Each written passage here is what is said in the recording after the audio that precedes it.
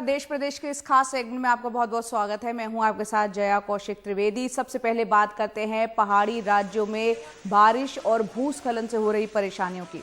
उत्तराखंड में चमोली के नजदीक भूस्खलन के कारण बद्रीनाथ नेशनल हाईवे को बंद करना पड़ा है। भारी बारिश के कारण आप तस्वीरें देख रहे हैं कि कई दुकानों को खासा यहां पर नुकसान पहुंचा। प्रशासन की टीमें इस वक्त राहत और बचाव के काम में लगी हुई हैं।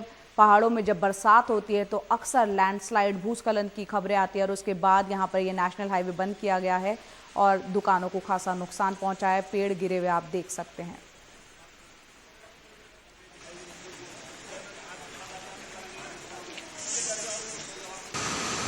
और अगली तस्वीर आप देख रहे हैं उत्तराखंड के पिथौरागढ़ की नजदीक है। यहाँ पर एक गांव शोभा गुर्दी गांव और यहाँ पर लोग खुद ही पुल बनाने के काम में आप देख रहे हैं कि जुट गए हैं। पास में नदी बह रही है। इलाके में लगातार यहाँ पर तेज बारिश हो रही है जिसके कारण यहाँ पर सड़क और पुल टूट गए हैं। कई छोटी छोटी जो पुलियाँ हैं वो नदी की धार में बह चुकी है। कई गाँव तक पहुँचना भी काफ़ी मुश्किल हो पा रहा है। परेशान लोग खुद ही अस्थायी पुल बना रहे हैं। तो उत्तराखंड में लगातार भारी बरसात हो रही है जिसके चलते रामनगर में कोसी नदी में तेज बहाव है और इस नदी में एक युवक को डूबता हुआ देख 12 साल के एक बच्चे ने, जिसका नाम सनी है, उसने नदी में कूदकर उस युवक की जान बचाई। सनी जो है नदी में कूदा और बहते हुए युवक को 15 मिनट में बचाकर किनारे पर ले आया। युवक का स्थानीय अस्पताल में फिलहाल इलाज चल रहा है। तो पिछले कुछ दिनों से लगातार जो मूसलाधार बारिश हो रही है उसके चलते उत्तराखंड के देहरादून से मसूरी जाने वाली सड़क कई जगह से वो क्षतिग्रस्त हो चुकी है। स्थानीय लोगों का ये कहना है कि सोमवार सुबह से तेज बारिश हुई जिसके बाद से पहाड़ों में काफी ज्यादा पानी जगह जगह बढ़ गया। देहरादून मसूरी मार्ग पर मलबा सड़क पर आने से सड़क को खासा नुकसान पहुंचा। प्रभावित जगहों पर पुलिसकर्मियों और एसडीआरएफ की सहायता ली जा रही है। अब दूसरे पहाड़ी राज्य हिमाचल प्रदेश की बात करते हैं। यहाँ मॉनसून की बारिश से शिमला का जो ऐतिहासिक रिज मैदान है यहाँ पर उसमें दरार आ गई है। मोटी दरार है जो आप तस्वीरों में देख रहे हैं। 100 साल से भी ज्यादा पुराना रिज का इलाका हर साल 8 से 9 इंच बताया जा रहा है कि वो डूब रहा है। रिज और लक्कड़ बाजार इलाके में दरार लगातार बड़ी होती जा रही है। रिज के नीचे वाटर टैंक है और शिमला नगर निगम पिछले 3 साल से विशेषज्ञों और वैज्ञानिकों की मदद ले रहा है। आईआईटी रुड़की के जो इंजीनियर्स हैं इसे बचाने में लगे हुए हैं, लेकिन बावजूद इसके हर साल धीरे धीरे ये और ज्यादा क्षतिग्रस्त होता जा रहा है। जम्मू कश्मीर की बात करते हैं जहां किश्तवाड़ में बरसाती नाले में 2 गाड़ियां डूब गई। बड़ी मुश्किल से ड्राइवर की जान यहां पर बच पाई है। बारिश के कारण इलाके की सड़कें टूट चुकी हैं। लोगों को खासी परेशानी हो रही है। आप तस्वीरों में अंदाजा लगा सकते हैं कि जम्मू कश्मीर के किश्तवाड़ की तस्वीर और हालात इस वक्त क्या बने हुए हैं। और अब बात करते हैं हरियाणा की, जहां 1 घंटे की बारिश में अंबाला शहर पूरी तरह से जलमग्न हो गया। नगर निगम की तैयारियों की पोल इन तस्वीरों से खुलती हुई नजर आ रही है। बरसाती पानी की निकासी के लिए पिछले कुछ महीनों में लाखों रुपए खर्च किए गए थे, लेकिन परिणाम सिफर रहा। जबकि अंबाला से सांसद केंद्र में राज्य मंत्री हैं और विधायक हरियाणा सरकार में खुद कैबिनेट मंत्री हैं। विधायक के घर के पास की सड़क पर भी पानी जमा हो गया है, तो निकासी की यहां कोई व्यवस्था नहीं है।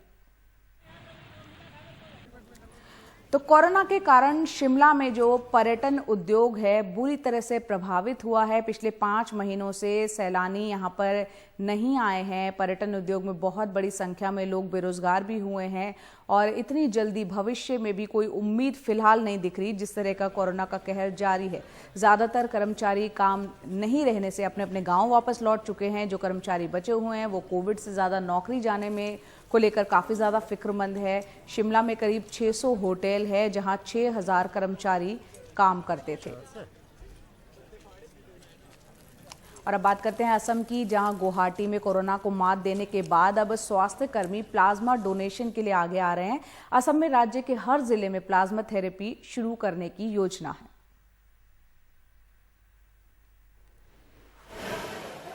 असम के स्वास्थ्य कर्मियों की है। सोमवार को गुवाहाटी में लगे विशाल प्लाज्मा कैंप में निजी और सरकारी सेक्टर के स्वास्थ्य कर्मियों ने प्लाज्मा दान करने के लिए अपने नाम लिखाए। ये कोरोना योद्धा असम के अलग अलग हिस्सों से आए हैं। इनमें डॉक्टर, नर्स, पैरा चिकित्सक, technician, ambulance driver, ward boy और अस्पताल के सफाई कर्मचारी शामिल हैं। ड्यूटी के दौरान कोरोना मरीजों का इलाज और देखभाल करते करते ये लोग भी उसकी चपेट में आ गए थे। अब इनके प्लाज्मा से दूसरों की जिंदगी बचेगी। जो लोग भी कोरोना संक्रमित होने के बाद ठीक हुए हैं, उनसे मेरी अपील है कि प्लाज्मा दान करने के लिए आगे आएं। हम साथ मिलकर कई जिंदगियां बचा सकते हैं। कोरोना से ठीक होने के बाद मैं ड्यूटी पर वापस लौट आई हूँ और मुझे लगता है कि गंभीर मरीजों के लिए प्लाज्मा सबसे अहम चीज है। कोरोना मरीजों को लाने के दौरान मैं संक्रमित हो गया। अब मैं पूरी तरह ठीक हूँ। मुझे जब पता चला कि हमारे प्लाज्मा से किसी की जान बच सकती है तो मैं इसके लिए आगे आया। जरूरी जांच के बाद 300 लोग प्लाज्मा दान करने के योग्य पाए गए। इन सब लोगों ने हमारी अपील सुनी और कोरोना से ठीक होने के बाद प्लाज्मा दान करने के लिए आगे आए हैं। इंसानियत की रक्षा के लिए निजी और सरकारी दोनों क्षेत्र के स्वास्थ्य कर्मी प्लाज्मा डोनेट कर रहे हैं। असम देश में कोरोना से सबसे कम मौत वाले राज्यों में से एक है। यहाँ 1% से भी कम मृत्यु दर है। असम दिल्ली के बाद प्लाज्मा थेरेपी शुरू करने वाला दूसरा राज्य बना। अब राज्य सरकार ने हर जिले में प्लाज्मा थेरेपी शुरू करने की योजना बनाई है। इसके लिए बड़े पैमाने पर डोनर्स की जरूरत है। डॉक्टर और स्वास्थ्यकर्मी दूसरों के लिए मिसाल पेश कर रहे हैं। असम से रत्नदीप चौधरी की रिपोर्ट, NDTV इंडिया के लिए।